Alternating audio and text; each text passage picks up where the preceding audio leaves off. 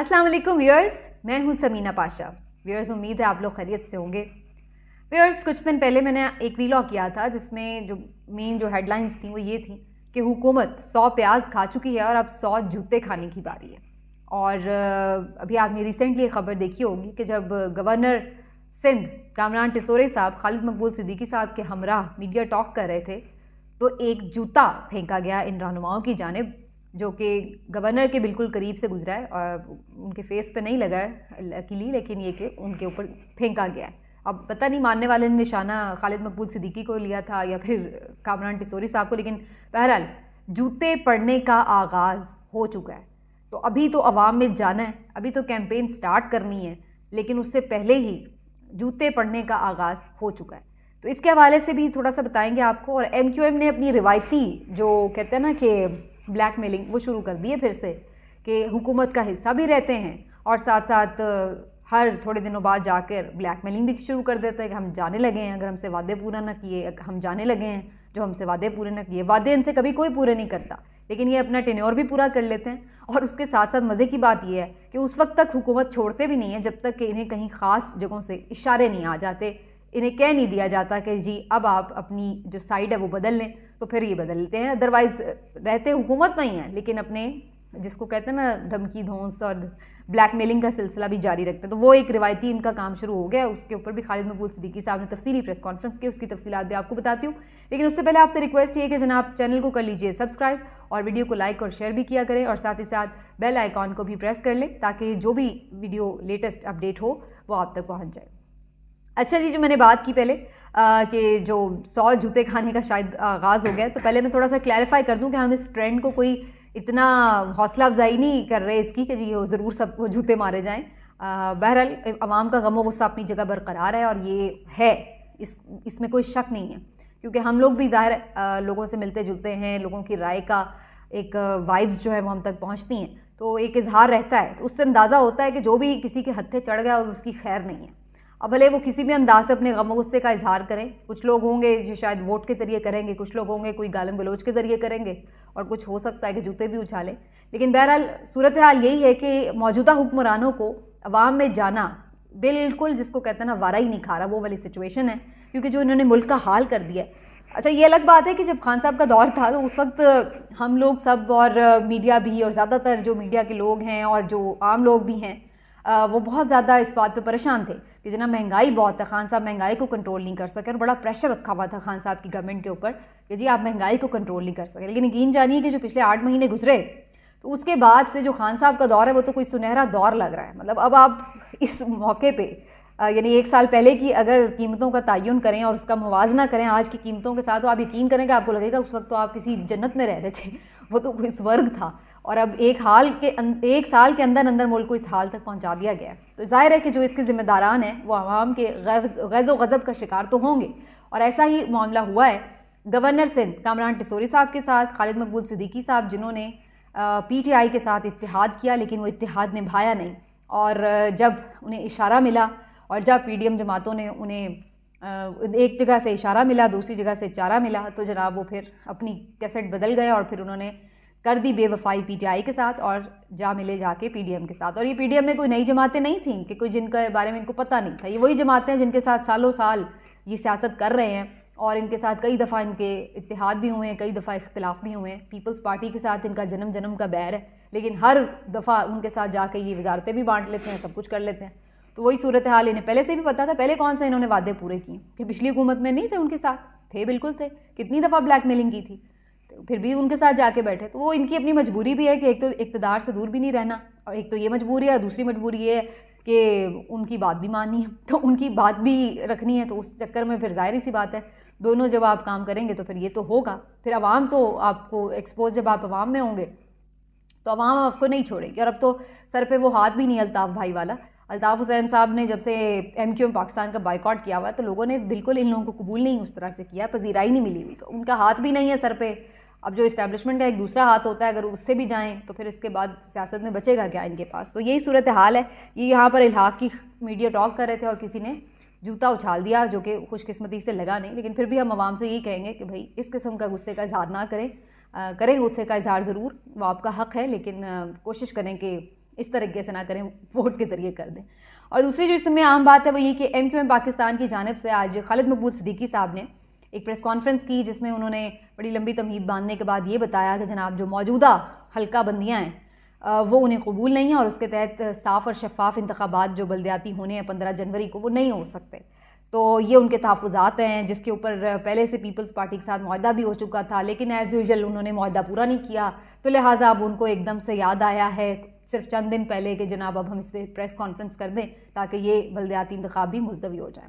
तो यहाँ पे भी कहानी कोई नई नहीं है, कहानी वही पुरानी है कि बल्दियाती इंतखाब में इसलिए नहीं जाना कि पता है कि फेंटी लगने वाली है, कि पता है कि मार पड़ने वाली है, कि पता है कि हारने वाले हैं बुरी तरह से। और यही वजह है कि पहले भी ये इंतखाबात मुलतवी हुए हैं और उसके बाद अब दोबारा से इन इंतखाबात को मुलतवी कराने के लिए फिर से हल्का बंदियों का शोशा छोड़ दिया गया। अब मुझे ये समझ नहीं आती कि मतलब भाई कितनी दफ़ा हल्का बंदियाँ करवानी है आपने? कोई नई मरदमशुमारी हुई है कराची में क्या, जिसकी वजह से आपको पता चला है कि कोई किसी जगह पे नए लोग आके आबाद हो गए, तो लिहाजा फिर से मरदमशुमारी के बाद नई हल्का बंदियों की ज़रूरत पेश आ गई? भाई जब कोई मरदमशुमारी नहीं हुई, कोई नई उसमें एक तरह से कोई एडअप नहीं हुई चीज़ें, तो फिर क्यों आपको नई हल्का बंदियाँ चाहिए? अब आप फिर से वही पुराना जो बल्दियाती इंतखाब उन्होंने रोका है इस्लामाबाद में जिस तरीके से, वही फार्मूला यहाँ पे लगा के तो ये रोकने के लिए आ गए। वजह वही है कि अवाम में जाना नहीं चाहते, वजह वही है कि बल्दियाती इंतखाब लड़ना नहीं चाहते। वरना यही MQM का तो सबसे बड़ा, जिसको कहते हैं ना, एक सबसे बड़ा मुतालबा ये रहा है कि जनाब लोकल बॉडी। उसकी वजह क्या होती है? इन्हें पता होता है लोकल बॉडी में ये स्ट्रॉन्ग है, आएंगे जीतेंगे, इख्तियारात इनको मिलेंगे, पैसे फंड्स इनको मिलेंगे, कुछ काम भी करवाएंगे जिससे अपनी सियासत भी बचाएंगे और कुछ ज़ाहिर है अपने भी उनका मामलात हल हो जाते हैं इस तरीके से, तो वो पावर भी उनके पास रहेगी। तो वो लोकल बॉडी पे तो हमेशा बड़ा इम्फसाइज करते हैं कि जी लोकल बॉडी इंतखाब करवाएं, सारा इनका इन्हिसार ही उस पर होता है। बल्कि जो इनके पोस्टर बॉय हैं मुस्तफ़ा कमाल साहब, वो तो लोकल बॉडी के ही वजह से ही इतना उनको भी नाम मिला था ना जब वो मेयर बने थे। तो बात ये कि इनका तो ये एक जिसको कहते हैं प्राइम मुतालबा रहा है, लेकिन अब जब वो करीब आया है तो हवा निकली हुई है। वजह क्या है? वजह वही है कि पता है कि हारने की पोजीशन में है सीधा सीधा। वहाँ पर जमात इस्लामी ने अच्छा काम किया है नीचे की सतह पर, PTI तो है ही है, लेकिन साथ जमात इस्लामी ने भी गेन किया है, उनके भी अच्छे चांसेस हैं। लेकिन पीपल्स पार्टी के साथ हिलाक करके इन्होंने अपनी डबल मौत मारी है खुद को। वजह ये दो कुल्हाड़ियाँ जिसको कहते हैं ना एक साथ मारी हैं पाँव पे। एक तो ज़ाहिर है कि गैर मकबूल किस्म का फ़ैसला किया PTI को छोड़ने का, और दूसरा जाके फिर बैठ गए वही पीपल्स पार्टी के साथ। तो इन्होंने जाके अब कोशिश भी की है कि जनाब एक तरफ से जाके उन्हें थोड़ा सा ब्लैकमेल भी करें कि जी अभी हम नहीं कर जाते इंतखाब में जब तक कि हल्का बंदियाँ ना हो इनकी मर्ज़ी के मुताबिक, और ये चाहते हैं कि ऐसी हल्का बंदियाँ हो कि जिसकी वजह से इन्हें टेक्निकली थोड़ा फ़ायदा हो जाए इन इंतखाबात में। और दूसरी जो इसकी वजह है वो बुनियादी यही है कि अब फिर से उसे ब्लैकमेल कर दिया, वो ब्लैकमेल हो भी गए हैं। अब वो जी कल बिलावल हाउस में कहाँ इजलास बुला लिया उन्होंने, जिसके अंदर जो है वो इनके तहफ़्फ़ुज़ात दूर किए जाएंगे और इनको यकीन दहानियाँ कराई जाएंगी। अब दो तीन बातें हो सकती हैं, या तो वो इन बुनियादों के ऊपर फिर से इल्तवा कर देंगे बल्दियाती इंतखाबात का, और या फिर वो ये कर देंगे कि जनाब इनकी मर्ज़ी की हल्का बंदियाँ करवा दो ताकि इनके जीतने के कुछ चांस बन जाएँ कोई टेक्निकल ग्राउंड्स पे। तो वो इस तरह करके कुछ ना कुछ उनको कोई जिसको कहते हैं लॉलीपॉप दे के तो भेजा जाएगा। छोड़ेंगे नहीं आप ये हुकूमत, ये आपको मैं बेफिक्र होकर आप बैठ जाएँ कि अगर आप ये सोच रहे हैं कि जी किसी बात पे किसी उसूली मौक़िफ़ पे MQM जो है वो हुकूमत छोड़ देगी, तो ऐसा नहीं होने वाला। हुकूमत नहीं छोड़ेंगे, अलबत्ता अपनी जो कोई मुतालबात हैं वो किसी हद तक मनवा लेंगे और उसका कोई लॉलीपॉप वो भी दे देंगे। वो भी बड़े होशियार हैं आगे से, मतलब उन्हें भी पता है कि इन्हें टैकल कैसे करना है, जाना जुना इन्होंने कोई है नहीं। तो अभी एक दूसरे से साथ गेम्स खेल रहे हैं, लेकिन अब ये गेम्स सारी एक्सपोज हो चुकी है अवाम में, और यही वजह कि अब जूते खाने का सिलसिला शुरू हो गया है। और इससे ही जुड़ी मैं ये बात भी बता दूँ कि ये जूते खाने के सिलसिले में क्यों घबराते हैं इतना, इससे अंदाज़ा लगा लें कि अब हम न्यूज़ में NA67 के अंदर जो एक सर्वे कराया गया है, सियालकोट का ये हल्का है जिसमें ख्वाजा आसिफ उस्मान डार के मद्दे मुकाबिल होते हैं। और 2018 के इंतखाबात में ये बात बड़ी मशहूर भी हुई थी, बड़ा TV टॉक शोज़ की भी जीनत बनती रही है कि जनाब बिल्कुल उस्मान डार साहब जो थे वो लीड कर रहे थे और जीतने वाले थे, और फिर ख्वाजा आसिफ साहब ने फौरी तौर पर एक फ़ोन घुमाया और कहा कि जी सर बचा लें, ये क्या हो रहा है। और उसके बाद सिस्टम थोड़ी देर के लिए रुका, और उसके बाद फिर जब दोबारा सिस्टम ऑन हुआ तो फिर ख्वाजा आसिफ साहब लीड लेने लगे, और फिर कोई 1500 का मार्जिन दे के उनको था ये सीट दिलवा दी गई थी। तो ये जो NA67 का हल्का था ये शुरू से ही बड़ा कंट्रोवर्शियल था। फिर बाद में आपको याद होगा कि जो उस्मान डार साहब हैं उससे पहले भी, यानी जब उससे पहले 2013 के इंतखाब थे उसमें भी इसको वो 4 हल्के जहाँ खोलने की बात हुई थी तो उनमें ये हल्का भी शामिल था। तो उस वक्त भी उन्हें शक था, फिर इस तरह 2018 में भी ये मामला हुआ। तो अब तो वो बहुत कॉन्फिडेंट थे कि जनाब इस दफ़ा तो कोई चक्कर ही नहीं है कि ये पास भी फटक जाएँ। और हम न्यूज़ का जो अभी सर्वे हुआ है लेटेस्ट, उसमें उन्होंने ये बताया कि वहाँ पर उस हल्के में जो PTI की मकबूलियत है वो 54% है। कितनी? 54%। PMLN की यानी ख्वाजा आसिफ की जो मकबूलियत है वहाँ पर वो 20% है सिर्फ, और 18% लोग ऐसे थे जिन्होंने कहा कि हम किसी को भी वोट नहीं देना चाहते, जबकि 10% ऐसे लोग भी थे जो ये कह रहे थे कि जनाब हम मुख्तलिफ दीगर जमातों को वोट देंगे, अब जिसमें कोई होगा, कोई तहरीक लब्बैक का फ़ैन होगा या कोई जमात इस्लामी या कोई और दीगर पार्टियों का या कोई आज़ाद उम्मीदवार को देगा, लेकिन दीगर का 10% था। तो अब मैंने अंदाज़ा ये लगाया कि अगर PMLN का 20% और अगर हम दीगर जमातें जिसको भी जीत लें वो भी सारे मिल जाएं, तो तब भी वो मिला के भी सिर्फ 30% बनते हैं, जबकि जो PTI का अकेला वोट है वो 54% है।